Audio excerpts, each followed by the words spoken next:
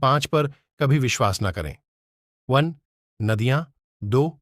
जिन व्यक्तियों के पास अस्त्र शस्त्र हों। 3. नाखून और सींग वाले पशु। 4. औरतें। यहां संकेत भोली सूरत की तरफ है, बहने बुरा न माने। 5. राज घरानों के लोगों पर। पहला अध्याय। 1. तीनों लोकों के स्वामी सर्वशक्तिमान भगवान विष्णु को नमन करते हुए मैं एक राज्य के लिए नीतिशास्त्र के सिद्धांतों को कहता हूं। मैं यह सूत्र अनेक शास्त्रों का आधार लेकर कह रहा हूं। 2. जो व्यक्ति शास्त्रों के सूत्रों का अभ्यास करके ज्ञान ग्रहण करेगा, उसे अत्यंत वैभवशाली कर्तव्य के सिद्धांत झात होंगे। उसे इस बात का पता चलेगा कि किन बातों का अनुसरण करना चाहिए और किन का नहीं। उसे अच्छाई और बुराई का भी झांत होगा और अंततः उसे सर्वोत्तम का भी ज्ञान होगा। 3.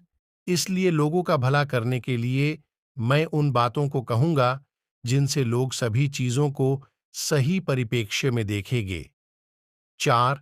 एक पंडित भी घोर कष्ट में आ जाता है यदि वह किसी मूर्ख को उपदेश देता है, यदि वह एक दुष्ट पत्नी का पालन पोषण करता है या किसी दुखी व्यक्ति के साथ अत्यंत घनिष्ठ संबंध बना लेता है। 5. दुष्ट पत्नी, झूठा मित्र, बदमाश नौकर और सर्प के साथ निवास साक्षात मृत्यु के समान है। 6. व्यक्ति को आने वाली मुसीबतों से निपटने के लिए धन संचय करना चाहिए। उसे धन संपदा त्याग कर भी पत्नी की सुरक्षा करनी चाहिए। लेकिन यदि आत्मा की सुरक्षा की बात आती है तो उसे धन और पत्नी दोनों को तुच्छ समझना चाहिए। 7. भविष्य में आने वाली मुसीबतों के लिए धन एकत्रित करें। ऐसा ना सोचें कि धनवान व्यक्ति को मुसीबत कैसी। जब धन साथ छोड़ता है तो संगठित धन भी तेजी से घटने लगता है। 8. उस देश में निवास न करें जहां आपकी कोई इज्जत नहीं हो, जहां आप रोजगार नहीं कमा सकते, जहां आपका कोई मित्र नहीं और जहां आप कोई ज्ञान अर्जित नहीं कर सकते। 9. ऐसे जगह एक दिन भी निवास न करें जहां निम्नलिखित 5 ना हो। 1. एक धनवान व्यक्ति। 2. एक ब्राह्मण जो वैदिक शास्त्रों में निपुण हो। 3. एक राजा। 4. एक नदी। 5. एक चिकित्सक। 10. बुद्धिमान व्यक्ति को ऐसे देश में कभी नहीं जाना चाहिए जहां 1. रोजगार कमाने का कोई माध्यम ना हो। 2. जहां लोगों को किसी बात का भय ना हो। 3. जहां लोगों को किसी बात की लज्जा ना हो। 4. जहां लोग बुद्धिमान ना हो। 5. जहां लोगों की वृत्ति दान धर्म करने की ना हो। 11.